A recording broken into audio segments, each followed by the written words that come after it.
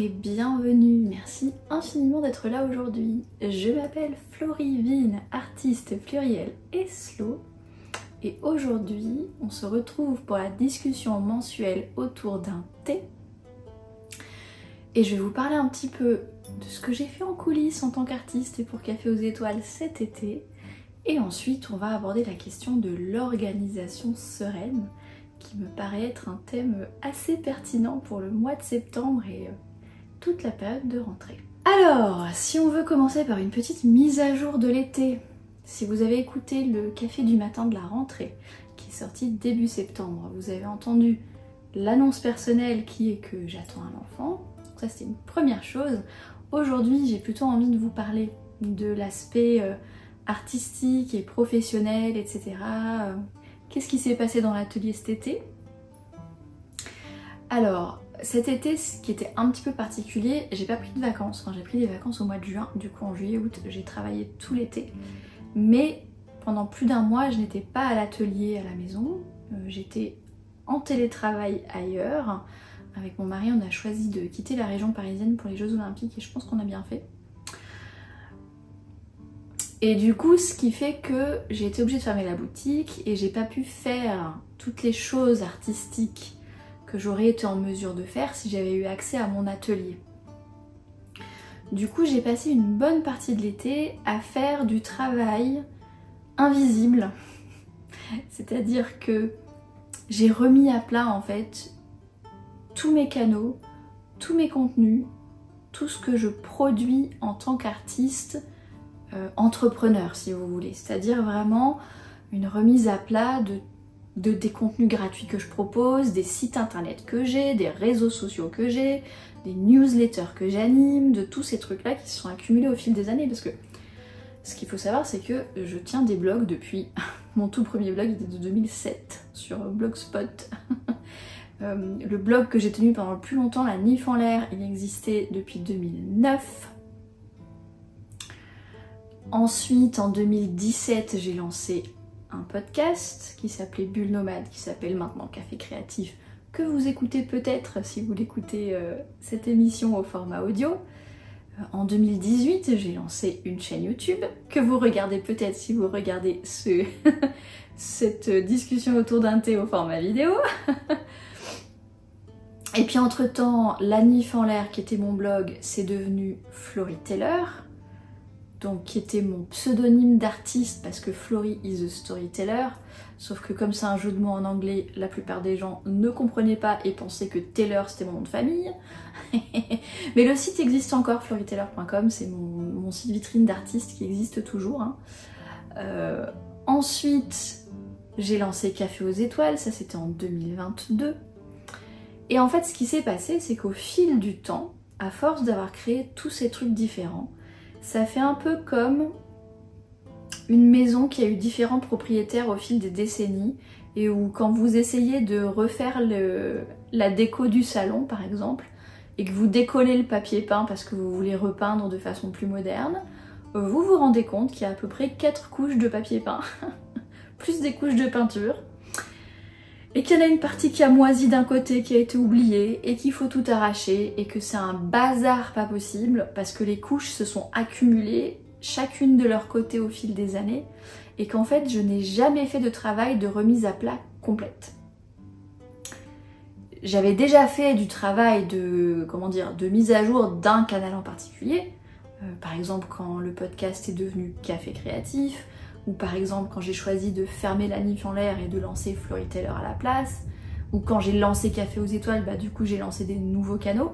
Donc j'ai eu des démarches de mise à jour d'une partie du truc, comme si par exemple vous remettiez un papier peint par-dessus le papier peint existant plutôt que de tout enlever, voyez.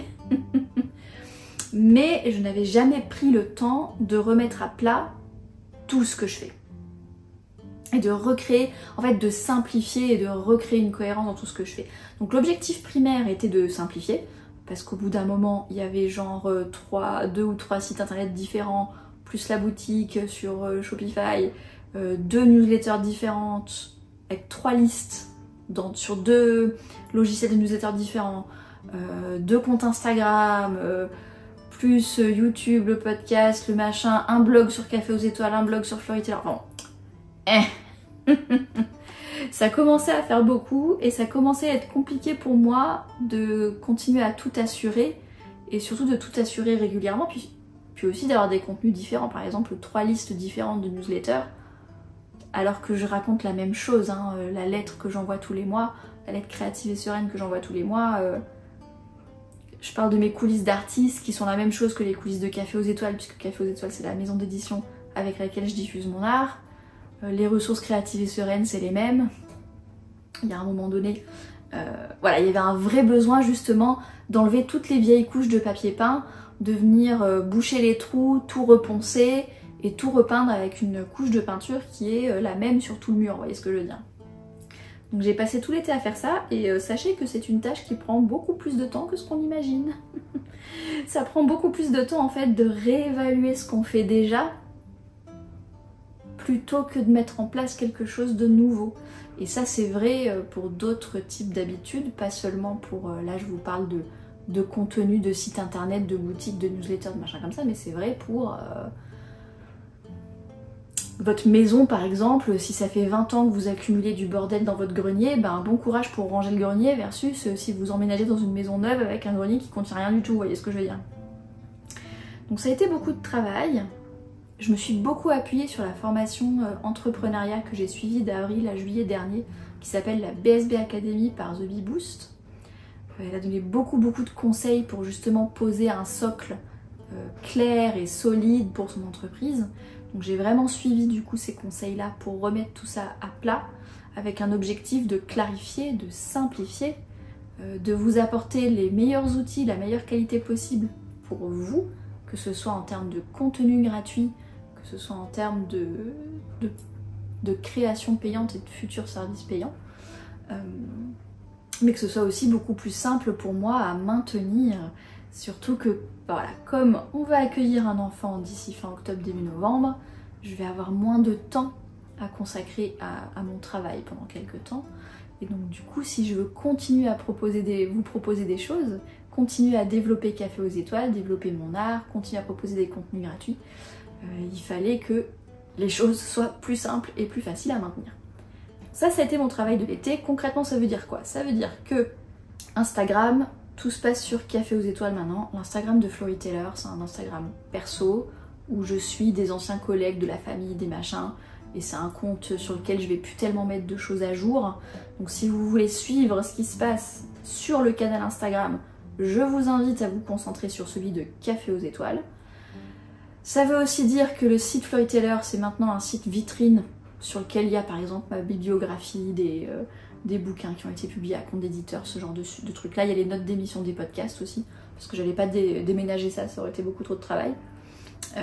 Mais c'est vraiment un site vitrine d'artistes. C'est sur le site caféauxétoiles.fr que désormais je développe différentes ressources, que je vais écrire de futurs articles de blog s'il y en a pour vous annoncer des choses. C'est sur ce site-là qu'il y aura des pages particulières pour les prochains appels à texte, pour les ateliers en ligne qui vont arriver, pour ces trucs-là. Voilà, c'est vraiment ce site-là qui va être vivant, on va dire. Et mon site d'artiste, ça va plutôt être un site vitrine que je mets à jour de temps en temps, mais qui n'a pas vocation à être maintenu de manière régulière. Ça sert à rien de maintenir 2 sites. Ça veut aussi dire que j'ai consolidé la lettre créative et sereine. J'ai mis tout sur le même logiciel, tout dans la même liste, pour pas avoir à écrire 15 lettres qui expliquent exactement la même chose. Donc ça reste mensuel. Une lettre tous les débuts de mois, avec quelques nouvelles de ce qui se passe dans l'atelier et puis des ressources créatives et sereines. Et puis des brèves qui sont envoyées de temps en temps pour que vous puissiez savoir, sans algorithme et sans intermédiaire, quand il y a une ouverture de la boutique, quand il y a un appel à texte qui se lance, quand il y a une nouvelle sortie, si je participe à un événement, que j'ai un stand pour que vous le sachiez. Ce genre de truc là peut être envoyé sous forme d'une brève par mail, mais sinon après ce sont les lettres mensuelles qui sont là-dedans. J'ai refait le site Café aux Étoiles, du coup j'ai changé le thème WordPress et j'ai unifié toutes les couleurs, toutes les polices de caractères, tous les machins pour que tout soit pareil sur tous les canaux. Voilà, je me suis amusée à faire tout ça cet été. Et la deuxième chose que j'ai faite cet été, c'est changer de machine à découper, je vous en ai déjà parlé. Je suis passée sur une Silhouette Cameo 4 et du coup à partir du moment où on est rentré sur Paris, où j'ai eu accès à mon atelier, j'ai passé 2 semaines à mettre à jour tous les stickers, toute la papeterie avec la nouvelle machine à découper pour la réouverture de la boutique. Voilà, il y a de l'orage, je ne sais pas si vous entendez le tonnerre. On est le 30 août au moment où je filme cette émission, c'est encore les orages d'été. Donc en ce moment la boutique est ouverte, la boutique de papeterie a été rouverte avec du coup les nouvelles planches de stickers adaptées à la nouvelle machine à découper. Donc les collections permanentes, café aux étoiles bien chez soi, il y a des nouveaux basiques, William Morris, des gommettes rondes pour faire des trackers d'habitude ou pour mettre dans le calendrier, ce genre de trucs. Et la collection automnale, il y a 2 assortiments de planches pour la collection automnale. Si vous avez envie de mettre un petit peu de stickers d'automne dans votre bullet journal ou dans vos journaux, dans vos carnets créatifs, etc. Je vous le redis, parce que comme je vais partir en congé maternité courant octobre, si vous êtes consommateur ou consommatrice de papeterie et que vous écoutez ce contenu au moment de sa publication, c'est le moment de faire vos emplettes sur la boutique avant qu'elle ferme jusqu'à la fin de l'année. Et je ne sais pas encore, comme j'ai pas encore d'enfant, je ne sais pas encore comment ça va se passer avec un nourrisson à la maison, donc je ne sais pas encore quand la boutique va rouvrir. En 2025, ça c'est sûr que ce sera pas en 2025, mais je ne sais pas encore exactement quand. Donc là c'est un petit peu le moment ou jamais, vous voyez. Donc voilà ce que j'ai fait cet été en tant qu'artiste. Remise à plat, changement de machine à découper, réouverture de la boutique. Je suis aussi en train de préparer un atelier en ligne, j'espère qu'il sera prêt à temps avant le congé maternité, je vous en reparlerai le moment venu. Mais un atelier pour établir une routine de journal. Je me suis dit que ce serait cool d'avoir une ressource un peu plus approfondie pour les personnes qui ont envie de consacrer du temps à mettre en place ce genre de choses. Moi le journal c'est vraiment un truc qui m'a changé la vie, qui me permet d'être en lien avec moi-même, qui me permet d'interroger mon imaginaire intérieur, de mieux me connaître, de développer ma créativité aussi, parce que c'est pas seulement un outil d'introspection, c'est aussi un outil créatif. Et j'ai beaucoup de choses à transmettre là-dessus, donc je suis en train de travailler sur un atelier en ligne. Vous serez tenus au courant dans le podcast, en newsletter, sur Instagram, sur tous les canaux, les fameux canaux simplifiés, quand tout ça sera prêt. Voilà pour le point d'artiste, ce que j'ai fait cet été. Maintenant, le sujet du jour qui est l'organisation sereine. Donc, l'organisation sereine, on en a parlé dans plusieurs émissions de podcast à la rentrée 2022. Donc les émissions de septembre, octobre, novembre 2022. On a abordé ces sujets-là si vous souhaitez aller les écouter ou les réécouter. Ce que je comptais faire aujourd'hui, c'est vous partager quelques leçons que j'ai apprises et comprises et mises en place et intégrées depuis cette époque-là, donc ça fait 2 ans, et notamment cette année, où j'ai été enceinte la majorité de 2024, ce qui signifie que j'ai eu de grosses fluctuations d'énergie et de temps disponible aussi, auquel il a fallu que je m'adapte, ce qui a mis à l'épreuve mon système d'organisation sereine de manière assez conséquente, et j'en ai tiré là dans mon point de rentrée que j'ai fait fin août, j'en ai tiré en fait des leçons, des apprentissages pour une organisation sereine qui fonctionne pour moi, et je me suis dit que j'allais partager ces leçons et ces apprentissages avec vous dans cette émission mensuelle. Si vous regardez en vidéo, que vous me voyez regarder à côté, c'est parce que j'ai mes notes sur mon ordi à côté de moi. La première chose que j'ai envie de partager avec vous aujourd'hui, c'est que c'est ok de se sentir dépassé parfois, de se sentir stressé, pressé, sous pression, d'avoir l'impression d'avoir trop de choses à faire et de ne pas avoir le temps de le faire. On vit dans une société qui est en accélération constante.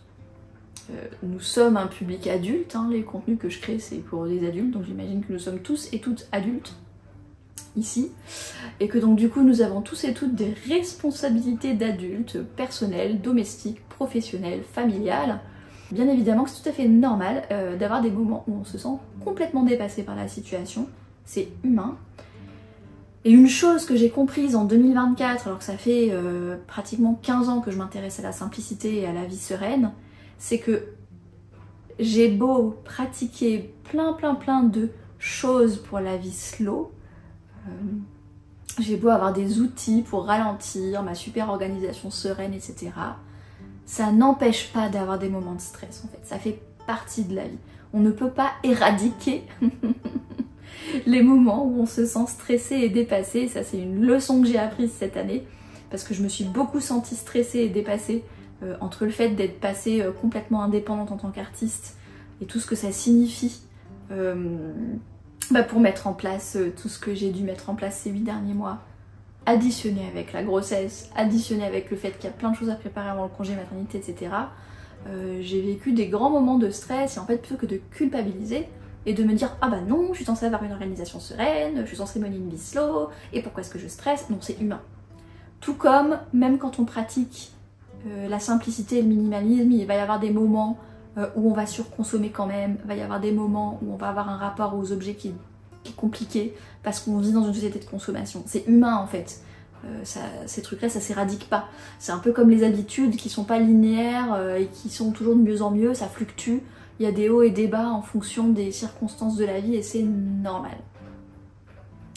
Et ma technique par rapport à ça, donc pour remettre de la sérénité dans ces périodes de stress, alors déjà, c'est d'écrire dans mon journal et de me demander d'où viennent les ressentis autour du stress en fait. Parce que certes, il y a des circonstances extérieures objectives quand il y a beaucoup de choses qui arrivent en même temps, ou des changements de circonstances, des choses comme ça qu'il faut prendre en compte, qui stressent concrètement. Mais j'ai remarqué que bien souvent, ce qui fait que je perds les pédales et que je commence à stresser, c'est que l'émotionnel s'en mêle en fait. C'est qu'il y a des peurs qui s'en mêlent, des peurs de manquer de temps, des peurs de ne pas pouvoir faire ceci, cela, des peurs de ne pas être à la hauteur, et que c'est ça qui fait que ça embraye dans une spirale de stress en fait. Parce que dans ma vie, j'ai tout à fait été capable de gérer des choses très complexes, avec, mettons, mes études, un boulot étudiant, un mémoire à rendre, des machins comme ça, sans être aussi stressée. Donc je trouve que quand on commence à partir dans une espèce de spirale où on se sent complètement dépassé, c'est parce qu'il y a des émotions qui viennent s'en mêler en fait. Et du coup, écrire dans mon journal, ça me permet de venir séparer ce qui sont des, on va dire des soucis légitimes, c'est-à-dire de se dire légitimement, là j'ai pas assez de temps, là j'ai pas assez d'énergie, il y a trop de choses, il va falloir trier. Donc de séparer ce truc-là qui est vraiment opérationnel, on va dire. Genre là concrètement, avant le congé maternité, j'aurais pas le temps de faire tout ça. Réalistiquement, concrètement, avec mes jauges d'énergie, avec mon agenda. Et ça permet de séparer le côté émotionnel qui va être plus dans les peurs, dans les craintes, et qui va générer une anxiété qui n'est pas fondée en fait, qui n'est pas fondée dans la réalité, qui est émotionnelle. Donc ça c'est quelque chose que j'ai fait ce mois d'août. Donc j'ai vraiment posé sur le papier mes différentes sources de stress d'un point de vue émotionnel. Et par exemple, je sais qu'une des sources de stress c'est l'argent parce que être enceinte quand on est indépendant, je n'ai aucune indemnité, je n'ai droit à absolument rien. La CAF estime que je gagne trop d'argent pour avoir des aides et l'URSSAF estime que je ne gagne pas assez d'argent pour avoir un congé maternité. Donc en fait je touche exactement 0 pointé. Donc mon congé maternité me stresse énormément parce que toutes les activités que j'arrête, et ben ça fait des revenus que je vais pas avoir. Il va falloir agir sur l'épargne et ça va ralentir la croissance de Café aux Étoiles qui est maintenant ma seule source de revenus. Donc je me suis rendu compte qu'il y avait beaucoup de stress qui était lié à une peur de manquer, notamment une peur de manquer d'argent. Et donc du coup j'ai pu venir approfondir ce sujet-là en introspection, d'abord pour gérer l'émotion. Est-ce que c'est une peur qui est fondée? Où en est mon épargne? C'est normal d'avoir peur aussi pour accueillir un enfant et d'avoir peur de pas avoir assez pour l'accueillir. Donc après, moi ça me permet derrière aussi d'aller chercher les ressources et d'aller rechercher le soutien psychologique et émotionnel nécessaire derrière tout ça. Ça c'est une première chose. Et ensuite, cette discussion-là, enfin cette introspection-là de journal permet de venir ressortir des choses plus concrètes. Ok, j'ai peur de ne pas avoir assez de revenus, on va refaire les comptes. De quoi j'ai besoin exactement? De combien j'ai besoin exactement? Qu'est-ce que je ferme? Qu'est-ce que je laisse ouvert? Dans un deuxième temps, on revient sur une planification rationnelle, si vous voulez. Mais voilà, c'était intéressant de avant de rentrer dans le système d'organisation, de d'abord venir étudier ce stress d'un point de vue émotionnel et de se rendre compte, quand on prend le temps d'écouter nos besoins, d'écouter nos émotions, qu'il y a des choses qui ne sont pas aussi urgentes et qui ne sont pas aussi graves que ce qu'on croit quand on est dans un état de stress et d'anxiété, où on a tendance à paniquer pour tout en fait. Et que cette panique n'est pas forcément justifiée. Donc voilà, première leçon d'organisation sereine, d'écouter mes émotions et de prendre le temps de les vivre et de les comprendre avant de me jeter sur l'organisation concrète. La deuxième leçon, c'est l'importance de la simplicité dans une organisation sereine. De ne pas chercher à trop en faire à la fois, de ne pas chercher à utiliser des systèmes trop complexes. J'ai remarqué que ce qui fonctionne le mieux pour moi ces derniers mois, ça a été d'avoir une approche de simplicité et d'essentiel. Un projet à la fois, une priorité à la fois, d'utiliser des outils qui sont simples et qui sont faciles à maintenir au quotidien. Moi, mes deux outils d'organisation principaux, c'est le bullet journal en analogique et Notion ou Notion, qui est un logiciel applicatif numérique pour tout ce qui est organisation de projets à long terme, de calendrier éditorial, de choses comme ça. Donc j'utilise ces deux outils-là en tandem l'un avec l'autre pour m'organiser. Et j'ai remarqué que ces deux outils, à la fois séparément et ensemble, sont beaucoup plus efficaces quand je les simplifie et que je les réduis à l'essentiel. Notion, c'est un outil que j'utilise depuis septembre 2019, donc ça fait 5 ans que j'utilise. Et j'ai eu des phases où c'était ultra complexe, où j'avais plein de bases de données de projets différentes qui se parlaient entre elles. J'avais essayé de générer des listes de tâches automatiques qui venaient piocher des tâches dans les différentes bases de données projets. C'était une usine à gaz pas possible. Et quand j'ai vécu mon épuisement en 2022, autant vous dire que pendant 1 an, j'ai pratiquement plus utilisé Notion du tout, à part pour le calendrier éditorial. Mais tout ce qui était gestion de projet, j'ai complètement arrêté, parce qu'en fait, le système était une usine à gaz. C'était beaucoup trop compliqué à utiliser.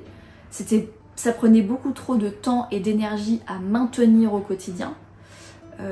Et du coup, ça devenait contre-productif. Le système d'organisation était trop lourd en fait. Le bullet journal, c'est pareil. On en a parlé si vous voulez aller voir la playlist bullet journal, les vidéos côté YouTube si vous écoutez en podcast. Les ressources bullet journal sont côté vidéo chaîne Floryteller. En 2023, j'avais fait une première simplification du bullet journal en arrêtant de mettre en page 15 doubles pages en début de mois dont j'utilisais même pas la moitié, etc. Et je suis passée à un système beaucoup plus simple et beaucoup plus flexible. J'ai fait une deuxième phase de simplification à l'été 2024 là, en passant sur un bullet journal plus petit, format poche, qui fait que du coup les pages prennent moins de place et ça m'oblige à simplifier également le contenu. Ce qui n'empêche... En fait, il faut trouver l'équilibre entre la simplification du système, mais qui reste efficace et qui remplisse son rôle. Donc par exemple, moi le bullet journal aujourd'hui, il remplit encore son rôle d'archive, de souvenir, de un peu commonplace, un peu voilà, j'ai une idée de haïku, bah, je le mets dans mon bullet journal, des listes de souvenirs, je vais les mettre dans le bullet journal. Je vais coller un petit peu je vais continuer à coller des tickets de musée ou des machins comme ça dedans. Mais le fait d'être sur un format plus petit, beaucoup plus facile à transporter partout. Et ça m'oblige à aller droit au but, puisque j'ai moins de place finalement pour m'organiser les doubles pages. Et ça m'a obligée aussi à simplifier le système, à simplifier la déco, à simplifier les listes de tâches. Et ça m'a été extrêmement utile. Donc ça, c'est la deuxième leçon que je tire, c'est que il faut pas croire qu'un système d'organisation sera plus efficace en rajoutant plein d'outils, plein de complexités, plein de machins. Parfois, ce qui marche le mieux, c'est la solution la plus simple.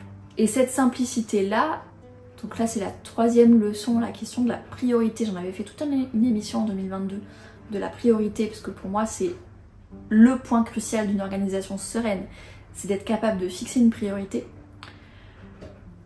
Et j'ai remarqué qu'effectivement, en simplifiant les objectifs, c'est plus facile du coup d'établir une priorité. Donc là, ce que j'ai fait en 2024, c'est que je me suis choisi 3 piliers de vie. Donc la vie personnelle, sereine, familiale, ça c'est un premier pilier. Donc c'est vraiment mon quotidien, mon style de vie, ma vie personnelle, ma famille, les moments de loisirs, toutes ces choses-là, c'est un premier pilier. Il y a un pilier de vie créative, donc ma vie d'artiste, mon inspiration créative, apprendre et progresser en tant qu'artiste, créer des choses, m'inspirer, nourrir ma créativité, tous ces sujets-là. Et le troisième pilier, c'est ma vie professionnelle. Donc, comment je gagne des revenus, comment je diffuse mon art, comment je développe des projets professionnels, que ce soit pour une raison financière ou tout simplement parce que c'est des projets qui méritent d'exister et que j'ai envie de me donner les moyens de développer, vous voyez. Et donc j'ai choisi que pour chacun de ces piliers, il y a un seul objectif par an, par trimestre, par mois, par semaine. Un de chaque. Ce qui me permet d'avoir un équilibre entre ces 3 zones de vie, même si à un moment donné, je peux choisir d'en prioriser un par rapport aux autres, mais au moins quand on dézoome un petit peu et qu'on regarde sur du long terme, il y a un objectif, une aspiration, une intention par pilier, et ça permet d'équilibrer à long terme, même si à plus court terme, je vais favoriser un pilier par rapport à un autre, pour justement pouvoir consacrer de l'énergie à terminer un projet en cours, à terminer une priorité. Donc par exemple, cet été, la priorité, ça a été le pilier professionnel, depuis ce printemps, hein. Printemps-été, la priorité, ça a été le pilier professionnel, puisque j'ai suivi une formation d'entrepreneuriat, donc j'ai voulu me former justement à être entrepreneur, à être indépendante, à être à mon compte, et à tout ce que ça signifie de générer mes propres revenus moi-même, plutôt que d'être payée par un client ou par un employeur. Et comme je vous disais, j'ai passé tout l'été à solidifier tous mes canaux, tous mes trucs. Donc j'ai passé beaucoup de temps sur la vie professionnelle. Et là, j'ai l'intention, à partir de mi-octobre, à placer davantage ma priorité sur la vie personnelle. Vous voyez, donc il peut y avoir une priorité sur un des piliers de vie à un moment donné. Et l'idée, c'est qu'à long terme, ça se simplifie, ça s'équilibre. Et c'est beaucoup plus simple pour moi de gérer un objectif par pilier de vie et de prioriser une chose par pilier de vie plutôt d'essayer de tout faire à la fois.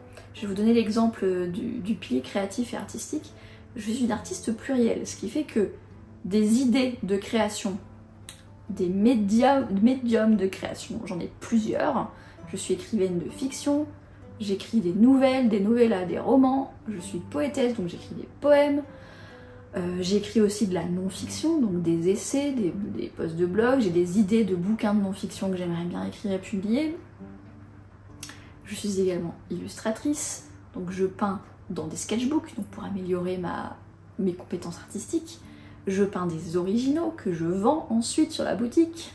Je crée de la papeterie créative à partir de ce que je peins.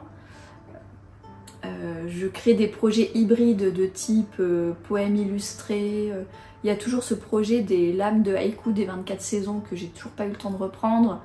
Donc autant vous dire que si j'essaye d'aborder tous les projets à la fois et de me dire ah, faudrait que j'avance les corrections de mon roman, faudrait que je fasse les lames de haïku, faudrait que je crée une collection d'aquarelles originales pour la boutique, ah oui, puis il y a la papeterie à créer aussi. Puis faudrait que j'écrive une nouvelle pour des appels à texte pour avoir à nouveau peut-être des publications à compte d'éditeur que j'ai pas eu depuis quelques années en tant qu'écrivaine. Autant vous dire que c'est ingérable. Si je réfléchis sur une année en me disant en un an j'ai envie de compléter tout ça, c'est facile, hein, ce qui se passe depuis 3 ans c'est que je complète rien, hein. Ou pas grand chose. Donc l'idée dans cette simplification c'est de se dire ok, pour ce pilier créatif, je choisis une priorité artistique et c'est ok de mettre les autres entre parenthèses pendant quelques semaines ou quelques mois et de les reprendre après. Et ce qui m'aide à faire cette priorisation-là, c'est de me dire que j'ai toute la vie devant moi. Que si vous dézoomez, que vous regardez un petit peu à long terme, en fait, j'ai le temps d'écrire tous mes romans, j'ai le temps de peindre toutes mes aquarelles, mais pas en même temps. J'ai le temps de tout faire, et j'ai le droit de vouloir tout faire, mais pas en même temps. Il faut étaler la confiture sur la tartine. Et donc là, par exemple, d'un point de vue artistique, j'ai pris la décision de mettre l'écriture entre parenthèses parce que c'est un art qui nécessite beaucoup de temps. Terminer un roman, le faire bêta-lire, le faire corriger, etc. c'est vraiment un projet long terme. Donc qui nécessite d'avoir des créneaux quotidiens, hebdomadaires pendant plusieurs mois d'affilée. Et surtout, c'est une pratique qui nécessite beaucoup d'énergie créative. Et depuis que je suis enceinte, j'arrive plus à écrire. On va le dire clairement, j'ai pas l'énergie, j'y arrive pas. J'arrive pas à me concentrer, ça marche pas. Et si j'y arrive pas en étant enceinte, je doute qu'en ayant un nouveau-né qui me réveille toutes les 2 heures la nuit, je pense pas que j'aurai davantage l'énergie d'écrire. Donc au lieu de me mettre la pression, je préfère me dire, bah là je suis à une période de ma vie où c'est compliqué d'écrire. Ça va revenir peut-être quand ma petite fille elle aura 6 mois, 1 an, 2 ans, qu'elle ira à la garderie ou à l'école, qu'elle dormira la nuit. Ben, peut-être que là j'aurai à nouveau l'énergie d'écrire et que j'aurai peut-être à nouveau l'inspiration d'écrire aussi. Et en fait 2-3 ans sur une vie c'est rien. Arrêter d'écrire entre 2022 et 2026, si j'écris jusqu'à 2070, c'est rien en fait. Donc ça c'est un point clé pour moi dans l'organisation sereine.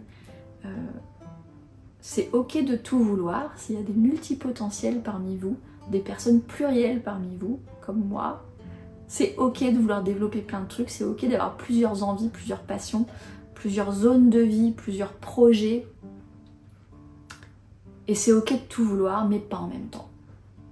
Et c'est ok de prioriser les choses, on a toute la vie devant nous. De toute façon, moi je m'arrêterai jamais d'écrire tant que j'ai toute ma tête et que j'ai un outil qui me permet d'écrire, que ce soit un ordinateur ou un carnet, j'arrêterai pas d'écrire, donc c'est pas bien grave si pendant 2-3 ans j'écris plus. Et enfin, dernière leçon pour clore ce podcast sur l'organisation sereine, ou ce contenu, si vous regardez en vidéo, sur l'organisation sereine, c'est d'accepter, alors ça peut-être que pour vous c'est évident, mais moi qui suis très rigide et très contrôlante, ça a été une leçon importante pour moi, qu'un système d'organisation n'est pas forcément fait pour être respecté à la lettre. Il est fait pour donner un guide, donner des rails, permettre de prendre des décisions à l'avance qui permettent d'avancer efficacement. Mais c'est ok s'il est flexible. Et c'est ok si on ne fait pas tout ce qui a été planifié exactement comme ça a été planifié. En fait, un système d'organisation, c'est pas une règle gravée dans le marbre. C'est une direction qu'on se donne pour savoir où on va et pourquoi on veut aller là-bas. Donc là, c'est toute la partie où on définit une priorité, pourquoi c'est prioritaire pour nous, etc. C'est un système qui nous donne les outils de suivre les choses facilement. Par exemple, mon calendrier éditorial sur Notion, c'est ce qui me permet de retrouver les liens vers les anciennes vidéos ou les anciens podcasts quand je vous en reparle ou quand vous me demandez la référence. Et bien parce que je me suis organisée, j'ai une base d'archives où j'ai tous les liens vers mes contenus passés et du coup c'est facile à retrouver. Un système d'organisation, c'est ça, ça permet d'optimiser, ça permet de faciliter, ça permet de clarifier et ça permet de donner une direction. Mais en fait, c'est pas un espèce de règlement rigide et que si on n'a pas fait exactement ce qu'on a dit qu'on allait faire, qu'on n'a pas respecté exactement les dates limites qu'on s'est données, qu'on n'a pas exactement respecté le créneau qu'on s'était dit le mardi à 14h30, ben c'est pas grave en fait. Parce que c'est pas le but du système d'organisation sereine. Le but du système d'organisation sereine, c'est de donner des outils qui nous allègent la charge mentale, qui nous simplifient la vie, qui clarifient les choses. C'est pas de nous enfermer dans un système rigide à respecter à tout prix et que bah, si on s'y tient pas, on est une mauvaise personne. C'est pas du tout ça. Au contraire, je trouve que la flexibilité, c'est un composant inhérent à une organisation sereine. La flexibilité, c'est une propriété capitale dans une organisation sereine. Parce que justement, si on est trop rigide et qu'on ne prend pas en compte les imprévus, les fluctuations d'énergie biologique, tout ce qui peut se passer autour de nous qui chamboule tout, et ben si on prend pas ça en compte et si on se dit ah bah non j'ai planifié ça, faut que ça se passe comme ça et pas autrement, et ben on n'est pas capable de s'adapter en fait à l'imprévu, on n'est pas capable de s'adapter au changement et c'est là que ça crée du stress.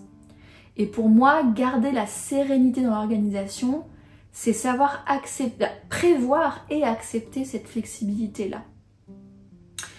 Et le fait de simplifier les choses, ça aide beaucoup parce que quelque part, par exemple, j'ai une priorité. Alors oui, je vais essayer de planifier à peu près combien de temps ça va prendre, mais tant que c'est pas terminé, et ben c'est pas terminé et je passe pas à la suite. Et moi, ça m'a énormément aidé dans l'été d'avoir à chaque fois un espèce de sprint de une chose à faire, et c'est une fois que c'est terminé que je passe à la suivante. Et des fois, ça va être terminé plus tôt que prévu. Je vais être agréablement surprise par la rapidité avec laquelle je réussis à compléter les choses. Et puis parfois, à l'inverse, ça prend beaucoup plus de temps que prévu, parce que j'ai des rendez-vous médicaux, parce que j'ai pas d'énergie, parce qu'il y a un imprévu extérieur qui fait que, ou parce que l'outil est beaucoup plus difficile à prendre en main que ce que je pensais.